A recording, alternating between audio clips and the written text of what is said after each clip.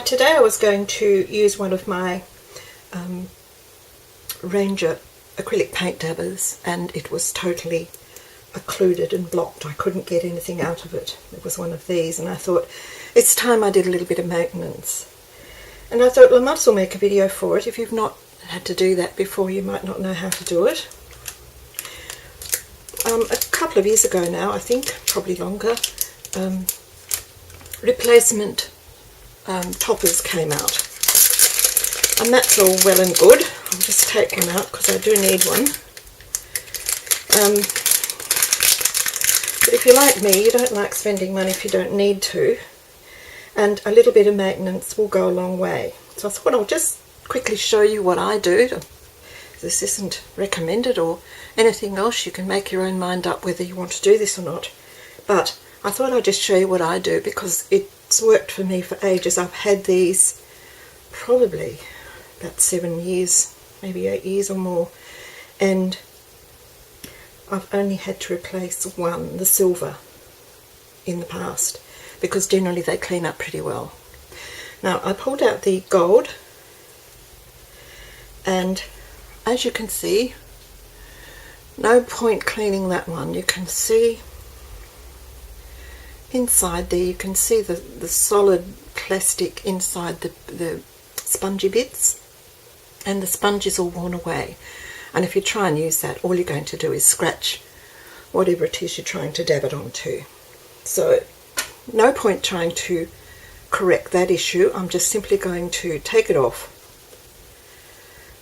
and replace it with a new one. And there it is. That's done. There's a new one. I'll just give that a little wipe. And this little old dabber has got a new lease of life.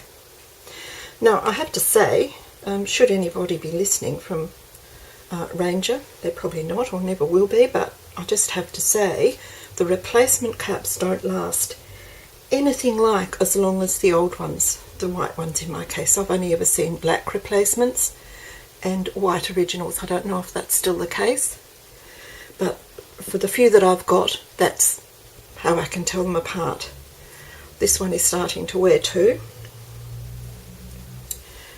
This is a replacement one, and this is the silver. And I don't use the silver any more than I use the gold or the others, but this is the second replacement cap. The little sponge, whatever it's made of, on the replacements is not nearly as tough or as durable as the sponge on the white ones. Having said that, I've cleaned that one off. That's the silver. What I do is I take off the cap and drop it into some warm water with a little bit of detergent in, and I let them soak for about an hour or so. And while they're soaking, I simply use the little silver cap or the little top that's over the sponge when you're storing them. I just put that fairly firmly. Just give that a little clean too. No point cleaning them and leaving them grubby. I just push that little silver, I keep saying silver and I don't really mean to. I just replace that little protective cap that you take off to use the dabber. Now you can see it. I just clip that on while I'm washing them so that they're not going to dry out. If like here it's been very warm, I don't want them to dry up while I'm cleaning them. We put that back on. That's the one I've cleaned. Put it on nice and tight. Replace the little plastic cap, and now that's that one done. The gold one's got a new cap on. The silver one has got its replacement cap from last time, which has been cleaned. Now here's two of the other ones. I've got a snow cap and two pearls, still waiting for their toppers. And I think that was a pearl. This is the snow cap again. Just clean that one up. just use a tissue.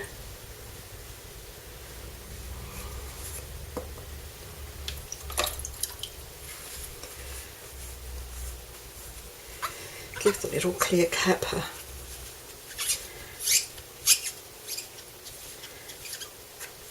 bit of a spring clean. It's not going to come perfectly clear, but that's okay.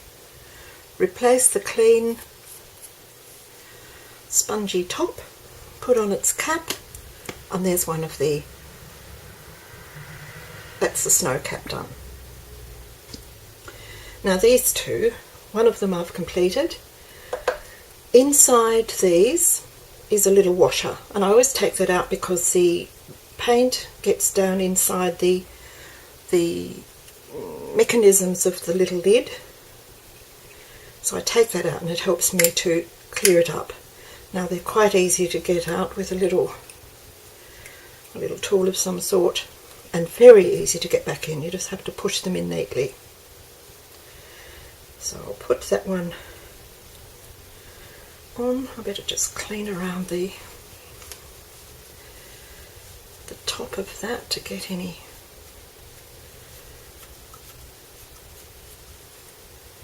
additional paint that I can from around the top. And now I'll just give this little top a clean, and I'll show you how I go about cleaning the inside of one. I've got one there that I haven't actually finished cleaning yet.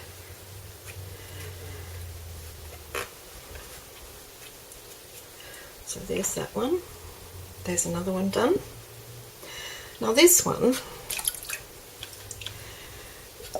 I haven't cleaned properly yet. This has been soaking for a couple of hours. What I normally do is take a longish bristled, fairly soft brush and just go in and swizzle it around. Now you can see how much paint is still in there, and that's been washed a few times and swizzled about a few times, but I've left it soaking just to show you how much actually builds up in there. And you do have to work on them a little bit to get that out.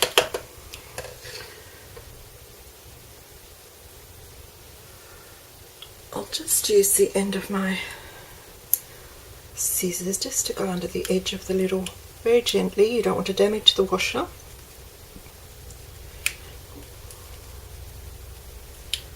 But it does clean a lot easier with it out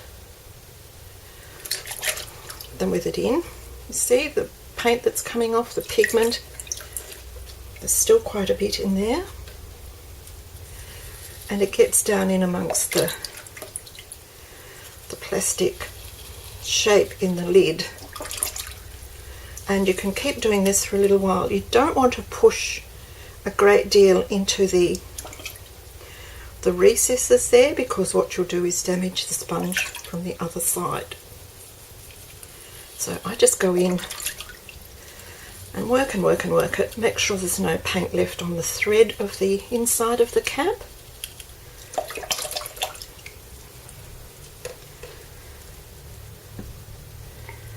I'll just rinse that in my watercolour water. Now that's got most of it out, and that looks pretty clean in there now. Give it a bit of a wipe on the outside. If you've got anything you can see around the edges there's a bit accrued around the edges, and I just sort of flick it into the sponge with my fingers, with my nail, just very gently, and you'll find that comes off pretty easily. And again, I don't worry about it getting it all absolutely pristine, because I don't want to damage that sponge. It's got a little bit more use there, a bit more life. You can use a cotton bud and go down inside there, just to help you get rid of anything off, but I've stopped using them because I was a bit worried that the fibres might come off and go in there, so I don't tend to use those anymore. I tend to use something that's lint free when I'm doing anything like this now. And when I put these back, I tend to put them in with the concave side down. Just click them back into place. You can feel they go in very easily. Now that's that one.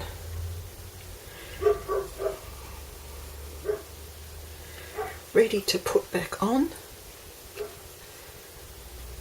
Wipe around the thread.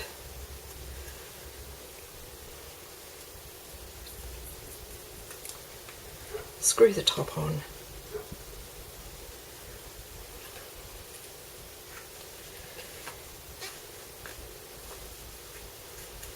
Clean the little clear top and put it on, and there it is. There's all four, no, all five done and dusted. I'd be careful using anything quite as sharp as that. If you've got something a little blunter, it would be safer to use. You don't want to damage the little washer, it might not seal properly. But there they go, they're ready to put back into action. And even though these are as old as they are,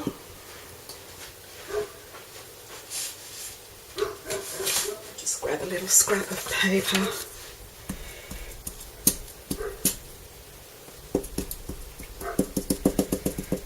There we go. That's good, and it's patent again. If you leave these for too long, the paint that's up inside there will dry on the back of the sponge, and it takes a lot to get them off. If they're only a little bit dry, you can just soak that top and pat them a few times and they come right. But that's them all fully cleaned and raring to go. I just thought I'd share that little tip with you, just in case you're having trouble with your little spongy toppers too. Thanks for watching. Talk to you soon. Bye for now.